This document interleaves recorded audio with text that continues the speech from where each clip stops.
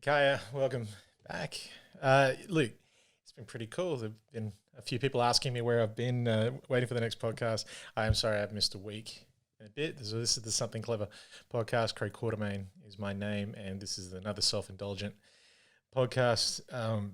The wheels have not come off, but man, the tension. I don't know about the rest of you, anyone that might be listening, but there was this air. I know things are ramping back up again, and there's a lot of shit going on.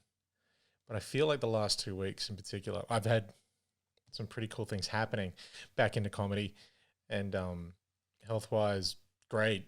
A few opportunities have come through, and the fire in the belly kind of disappeared momentarily. Not saying it's gone, it's definitely back, but I don't know what happened, man. The last 2 weeks, I was just chilled as hell, and I wasn't fired up to talk about anything. I still kind of really am not. I've just been sitting back and observing. Maybe it was doing gigs. It kind of took away the power or the urge to get up in front of a microphone by myself and a camera and just spill my guts. But I feel like this has really nursed me through, and I kind of owe it to myself and to my stand-up to keep doing it. And I do really enjoy getting my thoughts out and hearing them. And God, I have to admit, I did my first gig at Lennox Head in northern New South Wales, maybe 2 weeks ago, week and a half ago, and then did another open mic here in Brisbane on Wednesday night. And holy shit, it was great. It was just so good to be back in the game. And all this new stuff that I've been sitting on, and, you know, it's so weird to temper it and think about, like, will other humans laugh at this?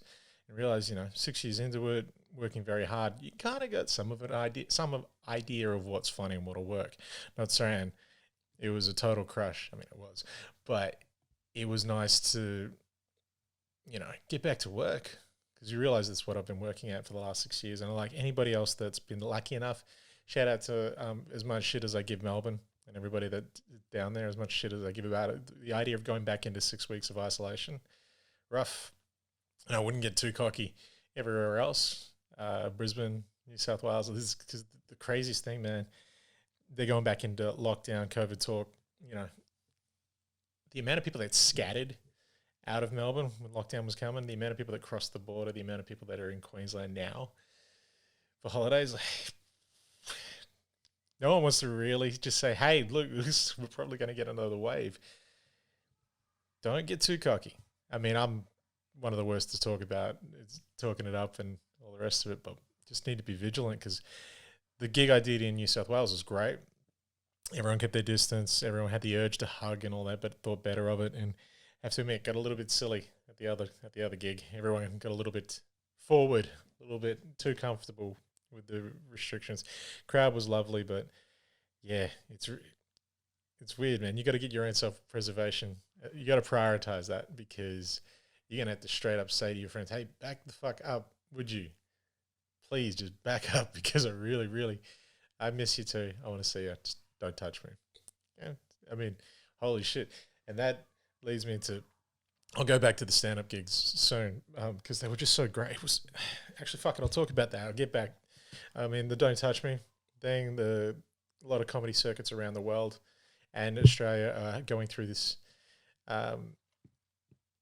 phase now. A lot of people are getting called out for their conduct and their behaviour, and, you know, it's at varying levels, and it is affecting different parties. I had a really good chat with Alice Fraser about it on her podcast, and I learnt a lot from her perspective. It was nice to know that there is, you know, there are levels to reactions, there's levels to responses and stuff like that, and everyone, you reap what you sow, essentially. And on the ciders, I've been drinking too much lately. Probably the greatest thing that I've achieved of COVID right now, and this is going to look gross, and this is only for anyone watching, but I've actually managed to be able to do this with my neck now. I've lost enough weight to do this. You can put a fucking dick holder in my neck now. Never used to be able to do that. I was always too fat and just had the sharp hay neck. But going to treat myself and have a couple of ciders tonight. Got the ribs smoking outside out in the farm. I'm still out here on the property. Very lucky to be where we are, but it was great performing in Lennox Head. It's a beautiful spot, and the guys at the Comedy Commune, man, so lucky to have amazing humans like that are, they just want to provide entertainment for their communities because we need it. So many people needed it. Like, I was rusty as fuck when I got on stage, but it clicked back in after a few minutes. I'm glad I didn't watch it back because I was sloppy. It was really weird doing your job again, being like, you imagine being a surgeon and being rusty. Like, at least I'll flub a few words and shit. At least that's fine. But it was nice. They were a beautiful crowd. They were up for it. No heckling. Everyone was really, really sweet. But so much, it was just, I don't know. I don't even know if the jokes were good, if they enjoyed it. I feel like there was just a rhythm that night where I would do my bits and then I would stop and they'd be like, this is where we join in. I don't know. Maybe I'm playing it down. It was just amazing to get up and knock the rust off and remember why I'm pursuing this as a, career, which I have to admit now, a few opportunities I can't talk too much about have come up. I did mention a few podcasts and documentaries that put in for submission. We're getting some opportunities to get some things made. So anybody that follows me on Instagram or Facebook and the YouTube channel, I'll be able to pop up, not too much, but I will be able to put up possibly a little bit of a snippet from a trailer that's going to be about my wife and I and our little adventure, or a possible adventure. That's about as much as I can probably say without violating a contract. But Lennox Head, fantastic, and met a great young comic in Jade O'Brien. She reinforced like my faith in the possibility that some good new comics are coming through in Australia. Just nice, because you can go and watch some garbage.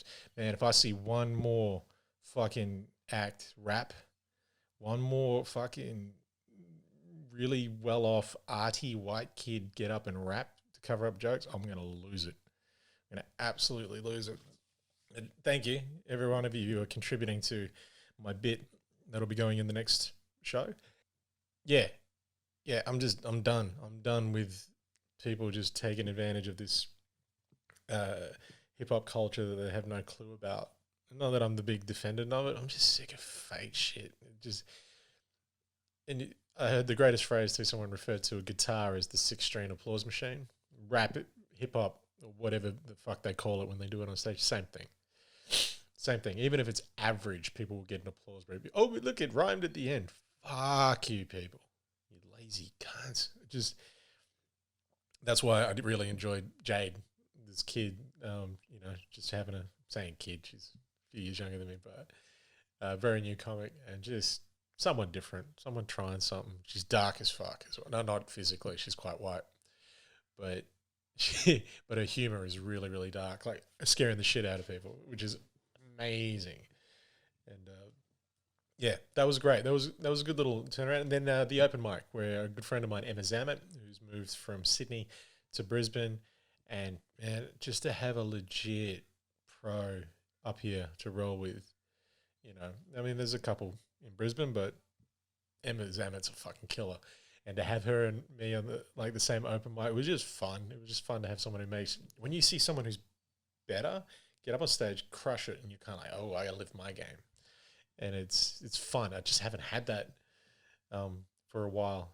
And not trying to diss too many people, but maybe I am. It's just, it was just nice for her, and she needed it too. She moved up here, and good comedian, but like everybody else, lost a lot of opportunities through COVID. And to see someone really, really hang to do stand-up, get up on stage, crush it, and physically feel better for doing it, yeah, it was very sweet. And the Good Chat boys, always love them. Nat and Jake and Kale, yeah. But not were we rolling again, but the wheels are turning. Like that night after the open mic, I couldn't sleep. I was playing all the jokes through my head, and I feel like the timing of my show that I've been building for a while now, historically accurate, it's kind of fallen into my lap.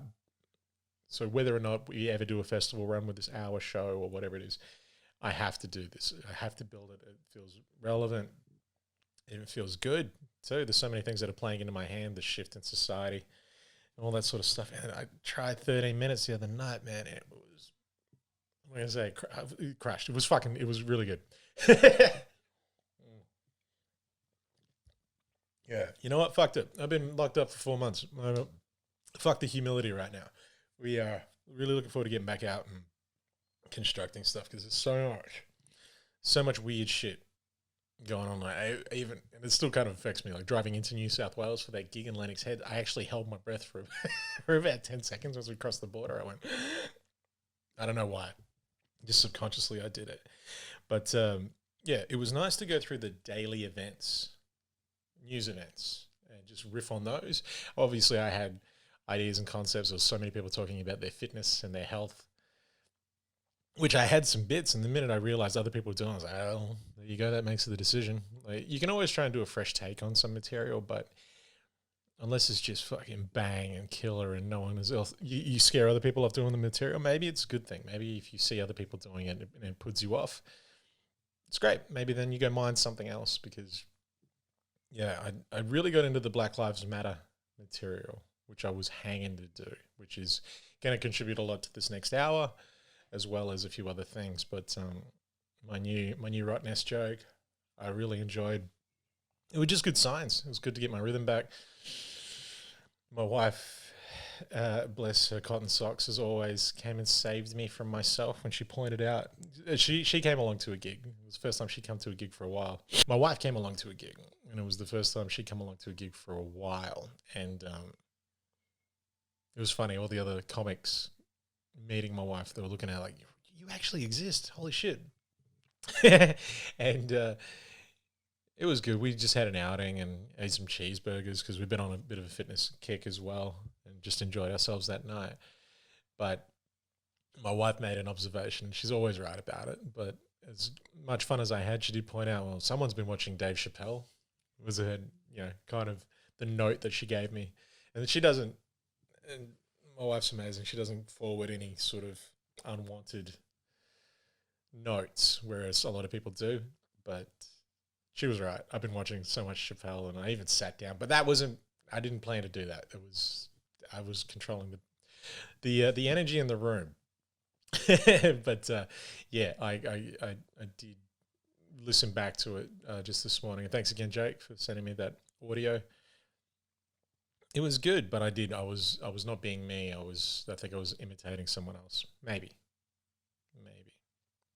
But yeah, contributing. It's funny, being in lockdown and working at home and doing all this sort of stuff. You kind of feel like nothing's happening. Then you actually get the opportunity to sit on stage and talk about it, and you end up just divulging all this stuff. And you realize, fucking hell, there's a lot that's been going on.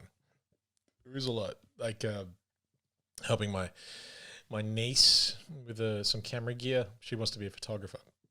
Things have been really good, so I was able to give her my old gear, and I talked about that and just getting these. And that's what a lot of my stand-up is taking these very small stories and then talking about them on stage and finding the funny.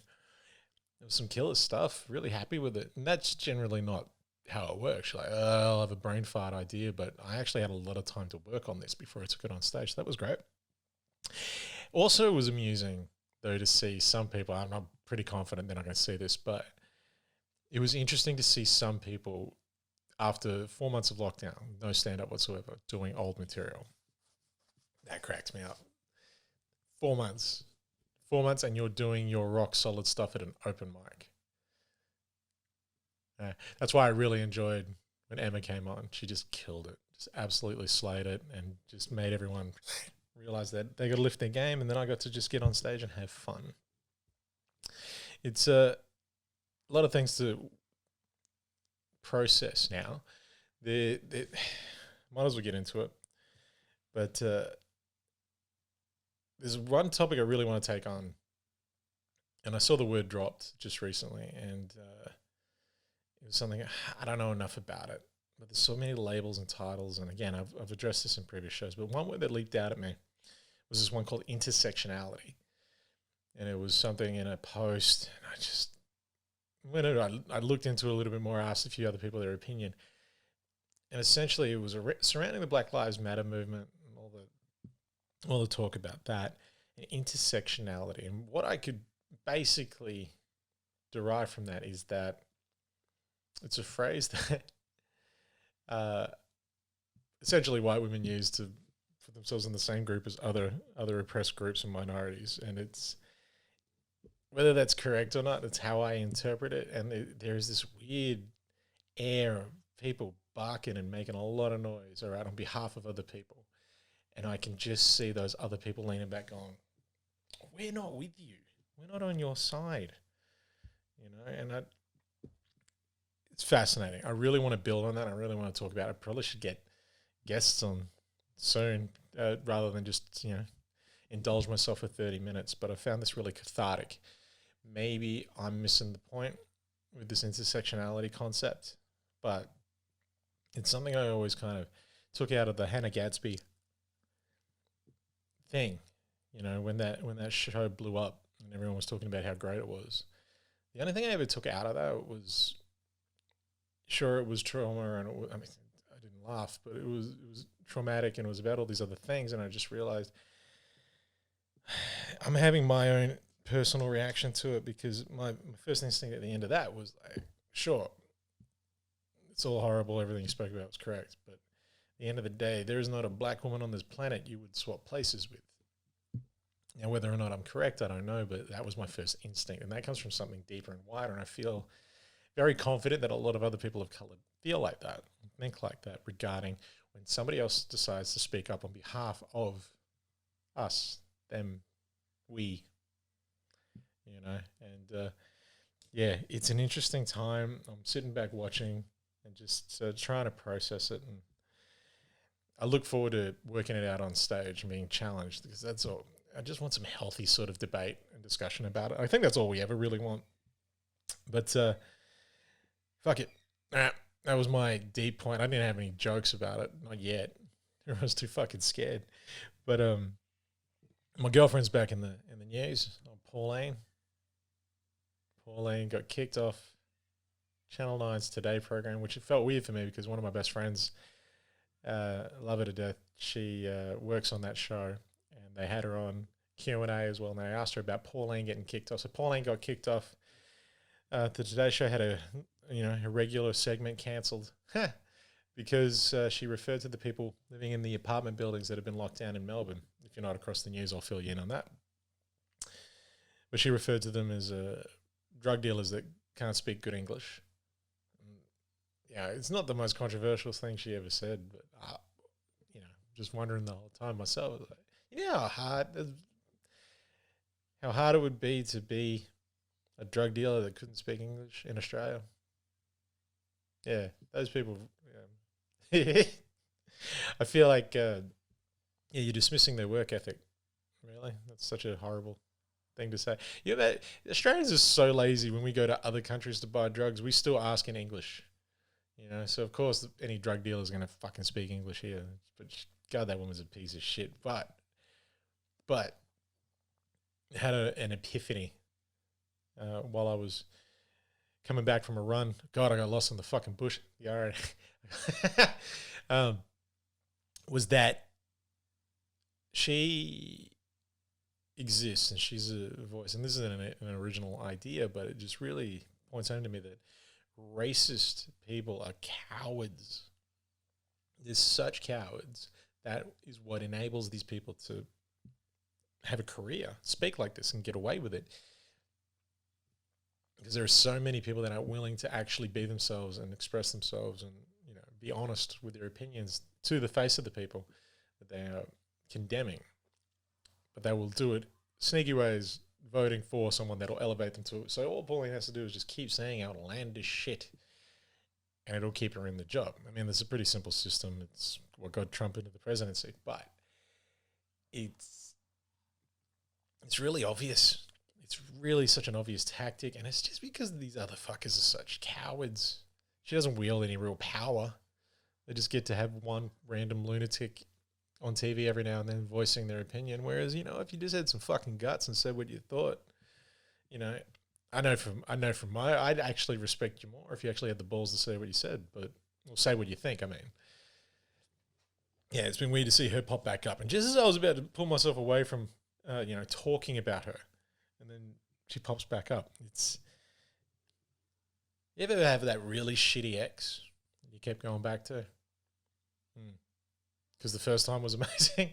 Yeah, that's what Pauline is for me, I guess. But constant fodder. But I just kind of wish the people that I tell these jokes to would get over it. Sometimes I feel lazy, but then I also feel like, fuck, you got to shit on this person. To just say, oh, no, I'm above this and walk away, just doesn't counter the people that get joy out of hearing her. So I guess that's kind of, not saying it's an obligation, but no free swings. Fuck that shit. Over that. And the other thing to come out of the COVID as well, the lockdown, probably there's been quite a few funny things, but I haven't done too much funny stuff. I've just gotten deep tonight. But one of the funniest things to come out of the news stories just recent was the security guards fucking people that are in isolation in the hotels. How cool is that? How cool is that now? To me, it's kind of a gross, silly, funny story. Very amusing. So the security guards hired at the hotel to keep people from leaving during lockdown, routing the people that have just gotten off the plane, who are more than likely infected with COVID. And what was funny was me and my wife were driving to the gig and we were discussing this particular story. And I just realized what a slapper my wife is, because we were talking about security guards and and there's levels of people, there's different reactions to the concept of a security guard.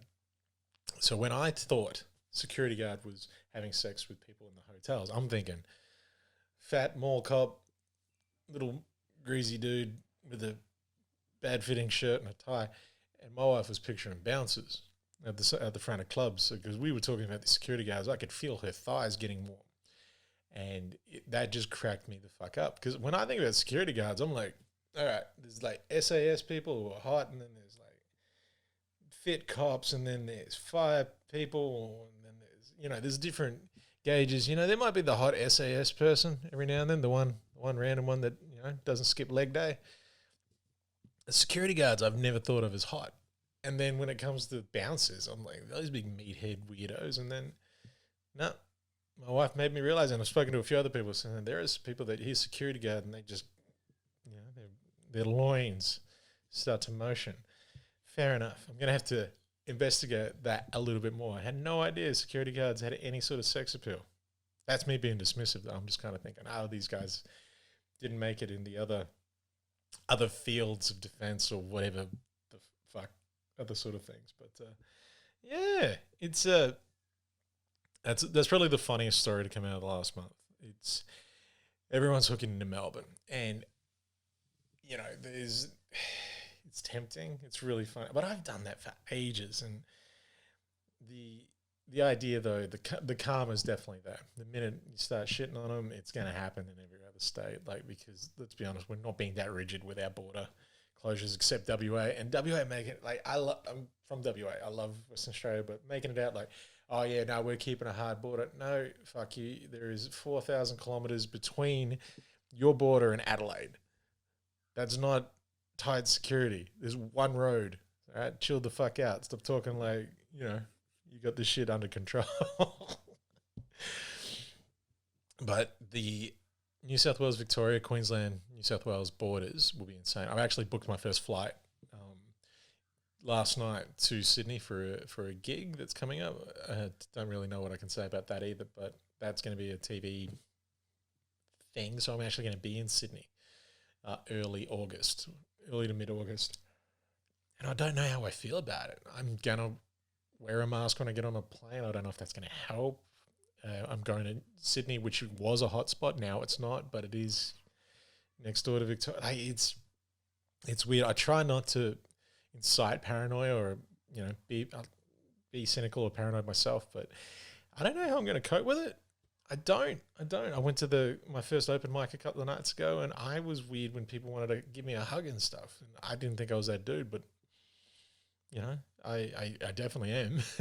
But yeah, I don't know if anybody else has flown since COVID. I don't know anyone that has. But that's not true. I know one journalist that has definitely flown. but that was within Sydney. So to fly from Brisbane to Sydney, the protocols are like they're lifting all these border restrictions and stuff, but it's all still up in the air. No one really truly knows. But again, that's what made this so fun, getting back into the swing of things. And because everybody else was talking about, don't talk about COVID on stage. People are sick of it. What the fuck else are we going to talk about?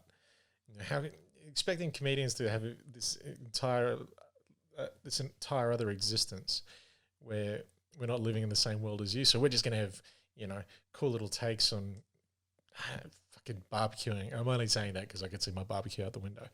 But this expectation that comedians can come up with this completely different realm of material, just to give you a break from it, that's a bit anal. But only bad comics would think or say that. I'm so stoked that things are kicking back off in Perth. I think Adelaide as well. I don't think there's any comedy in Melbourne at the moment. Sydney is kicking back up. And, fingers crossed that we're going to keep making it through. I guess before I sign off, again, wow, that went really quick. Hopefully, I might just release this tonight and then do another one, but I really I am going to have this really cool clip soon that I'll put up.